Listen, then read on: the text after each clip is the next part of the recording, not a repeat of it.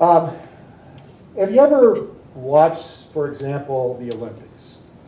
And quite often during the telecast of the Olympics, they will feature a particular athlete. And they will delve a little more deeply into that athlete's life. They'll show us where they live, maybe find out a little bit about where their family is, how they do their training, a little more personal information. So when you see that particular person, you see that particular athlete on the track or in the pool or doing whatever they do, you have a little bit more of a personal connection with them. You appreciate them a little bit more for who they are because you know a little bit more of their story.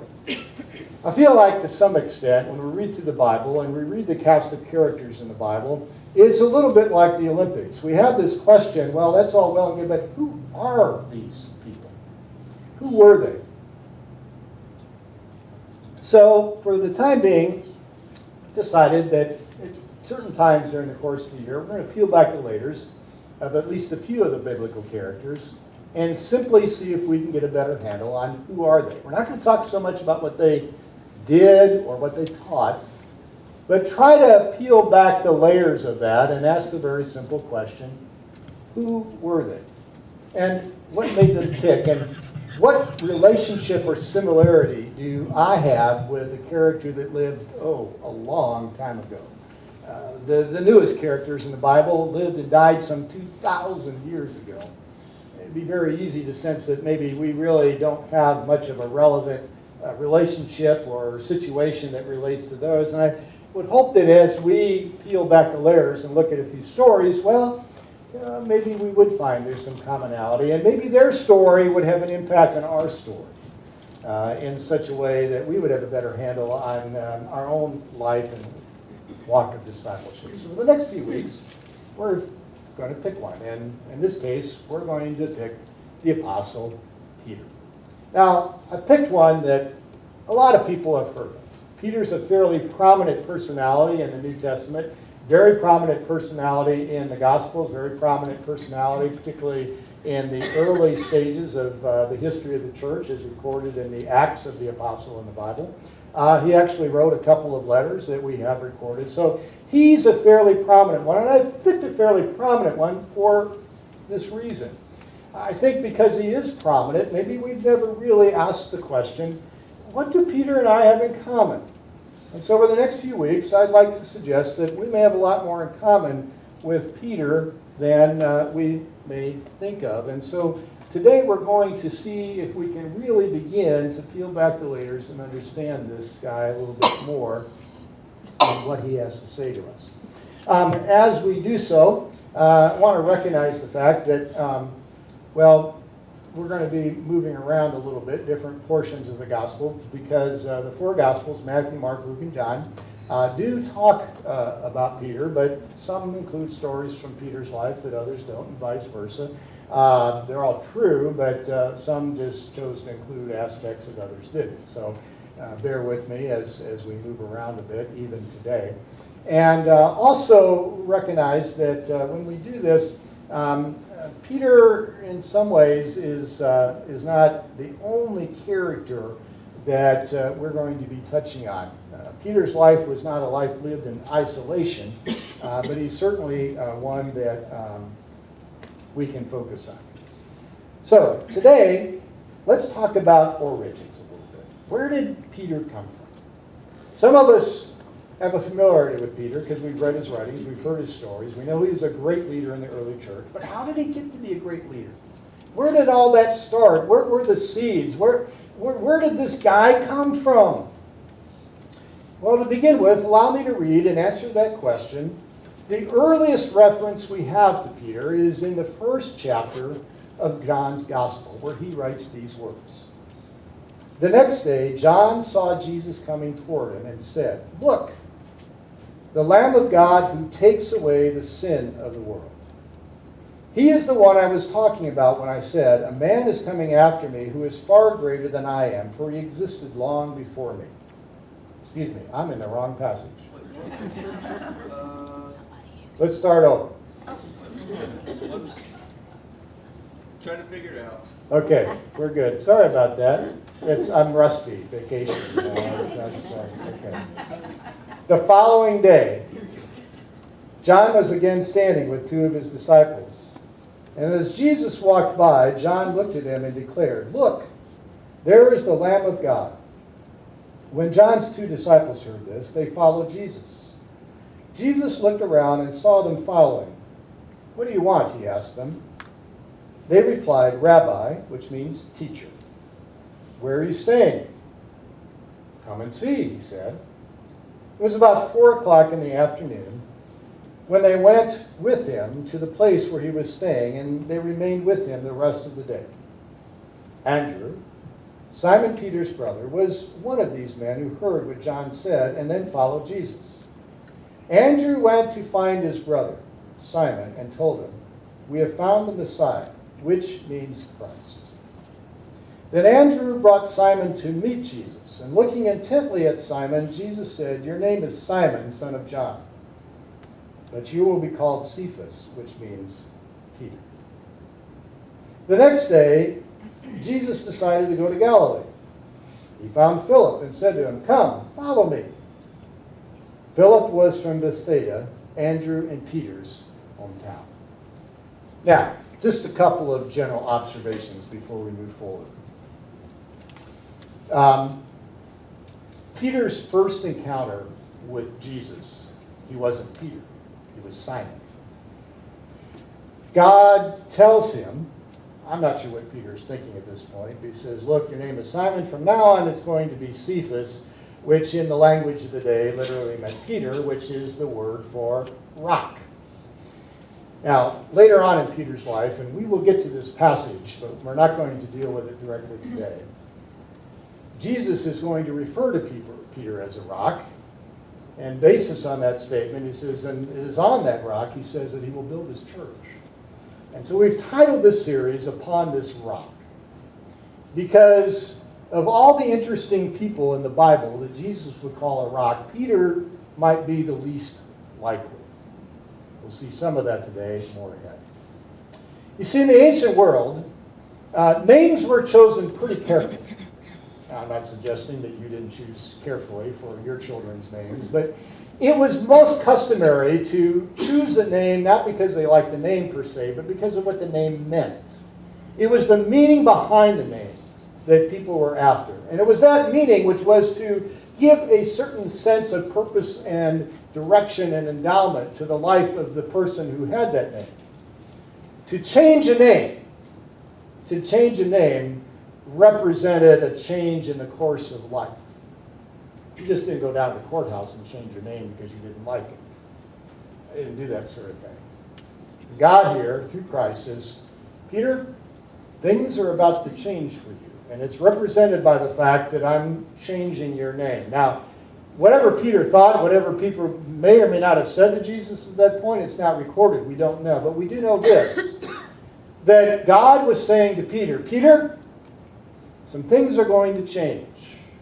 Peter hasn't a clue what's happening. Now, unfortunately, Jesus knows very precisely how life is going to change for Peter and for a number of others. Another general observation here. Peter's connection with Christ is not strictly a one-to-one.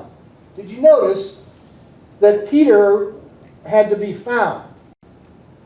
Andrew, his brother, was the one who was following John the Baptist, who was the cousin of Jesus and was kind of the promised prophet who would become before Christ and announce that Jesus was here, that Jesus was about to come. And following the time when John baptized Jesus in the Jordan River, John began to say to the people that had been following him, he says, "Now, quit following me and go follow that guy.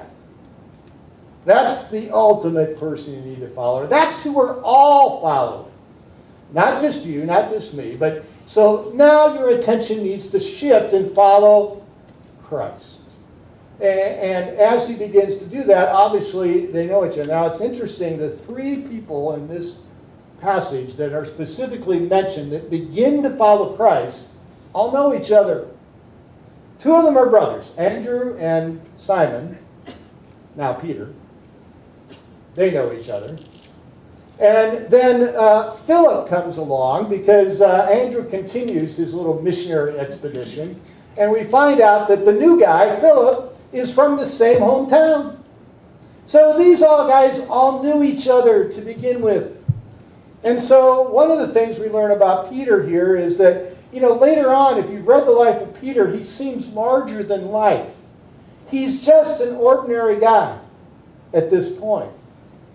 Like you and like me. He's just doing life, and his brother comes and says, hey, we have found the Messiah, come on over and check it out. And so this is not happening. This is happening in relationship with other people. First of all, there's a relationship with his brother where basically the brother says, hey, come check this out. And there's the relationship with Philip, and they begin to realize, these guys know each other. It's interesting that the first few people that Jesus began to collect around him as his closest followers, he understood that if it was just him and them, that's a little bit much to ask. But if I can get a couple of their friends to tag along, or even a brother, they might just stick with it. They might just stick with it. So, that aside, what does this tell us about the roots of Peter? And what does that have to do with you? What does that have to do with you? Well, to understand Peter's roots, to understand Peter's beginnings, to understand where Peter comes from, we need to understand and look at the fact that as we delve a little deeper into the story, Peter responded to basically three very simple but very profound invitations that Jesus offered, not just to him, but to Andrew and to Philip and others as we move forward. But Peter was amongst the first to hear these words and to respond, and it was his response to these invitations that at this point in time forever changed who Peter would eventually continue to become. The first invitation is very, very simple. When Andrew and whoever it was that was with them looked at Jesus, Jesus says, what do you want? He says, well, where are you staying? Jesus said these words, come and see. Come and see. No agenda, no trip, no hyper commitments. Just come and see. And when Andrew went and got his brother Peter and brought him back, it was the same invitation that he extended. Just come and see. Come check it out. You ever bought a car? Horrible experience right now for those of you that are car salesmen. But we all know that it's stereotypically anyway, the car buying experience tends to be low on the assessment. There's a lot of jokes about car salesmen and car deals. And we all know the fact that one thing that drives us crazy is to ask to buy a car, especially at today's prices, without having some degree of understanding about what this car is and how well it's made. We want an opportunity to kick the tires, see if it stands up, maybe take it for a test drive. We don't want to make a decision until we have a little more information. Depending upon how that information goes, we may or may not make a decision. Jesus understands that we're much the same way in our spiritual lives. His first invitation to Peter was simply, just come and see. Just come and see. Just come check it out. Check me out. That was it. Just come and see. And Andrew and his friends spent a day, and then they went and got Peter, and he came and spent, and they went and got Philip, and he came and spent. And that's just kind of how the whole thing went. Very informal, very, very simple, highly relational. And it was all about just come and see. Come and check this guy out. I think he's the Messiah. You come and check out and let me know what you think. Very, very, very simple approach. Just come and see. Now, once they had come and seen, there was a point in time where Jesus offers his second invitation. Not just to come and see, but to come and follow. Now, come and see and come and follow are a little bit different. Come and follow means, oh, that takes time. And following him means that life's going to change a bit, and it involves a decision. But he doesn't ask for us to come and follow until he asks us first or invites us to come and see. And so through Peter says, okay, now that you've got this opportunity to come and see and you've checked it out, I'm going to ask you to make a decision based on what you've seen of me. Would you follow me? Would you follow me based on what you've seen and come and see? And so the first steps that Peter takes to becoming the Peter that we know and understand to be this great leader of the early church are very, very simple steps. For a guy, he's a fisherman going about everyday life, and his brother comes to him and says, hey, come check this guy out. So he does, much like what he hears, because he responds to the invitation then to come follow me. Second decision is simply to become a follower of Jesus. Probably don't even know all that means yet. But on the basis of who he is and what I've seen, okay. Now there's a third invitation, but it's not listed in this particular encounter. For this one, we have to fast forward a few weeks or a few months. We're not really sure of the chronology. But these guys all get with Jesus and decide that they're going to throw their lot in with him, and they're going to begin to follow him. And yet, they're not really, they kind of intermingle that with doing all the normal stuff that they do in life. Peter was a fisherman. And so a few weeks or a few months later, after this particular encounter, here's another one. One day, as Jesus was walking along the shore of the Sea of Galilee, he saw two brothers, Simon, also called Peter, and Andrew, throwing a net into the water, for they fished for a living. Now, this takes place. How do we know that this takes place after? Because it's already become known that Simon is now also known as Peter. Okay? So we know this one's taking place a little bit later. Jesus called out to them, come, follow me. Ah, I've heard this before, but now Jesus adds a third component to the follow me part. He says, and I will show you how to fish for people. And they left their nets at once and followed him. A little farther up the shore, he saw two other brothers, James and John, sitting in a boat with their father Zebedee, repairing their nets. And he called to them to come too. And they immediately followed him, leaving the boat and their father behind. Now, here's the third invitation that Jesus answered. Come and see, come and follow, come and serve. Come and serve with me. The purpose of following me is to allow our lives to be something more than just mere existence. And God says to Peter, if you will continue to follow me, I'm going to offer you another opportunity. I'm going to allow the fishing that you're used to thinking of to be transformed into fishing for people, not just fish. Now, some of you are avid fishermen, fisherwomen, and I'm not a great fisherman or fisherwoman or fisher anything. So I understand that fishing is very, very important to people. But fishing for people is even more important when you stack up this significance. I mean, after all, I eat fish. I've been tempted to do the same thing with my children at times. I don't. It's the people. And so the third invitation that Peter responds to sometime later, once he's even gotten more acquainted with Christ, is come with me and I will help you make a difference. Now, what does that have to do with you and me? I believe that we're not that different. As you sit here this morning, some of us are at this place in life where we just need to come and see and kick the tires and learn a little bit about this Jesus, because we're just not too sure about him. We've heard the stories. Someone has, said, check this guy out. But that's just where we're at. And if you're not that way, someone you know is.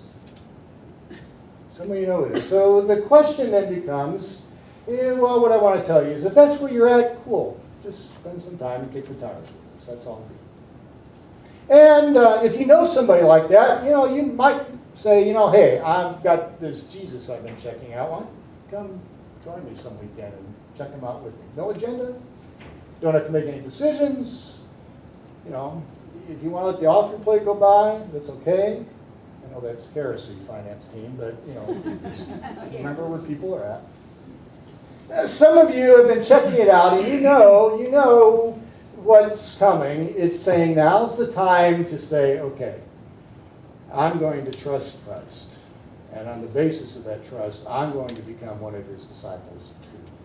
I'm going to be an Andrew. I'm going to be a Peter. I'm going to be a James. I'm going to decide that I am going to begin to allow Jesus Christ to be the leader in my life. I'm going to follow him. Or for some of us today. We've been doing that a while, and we begin to realize, is there anything more?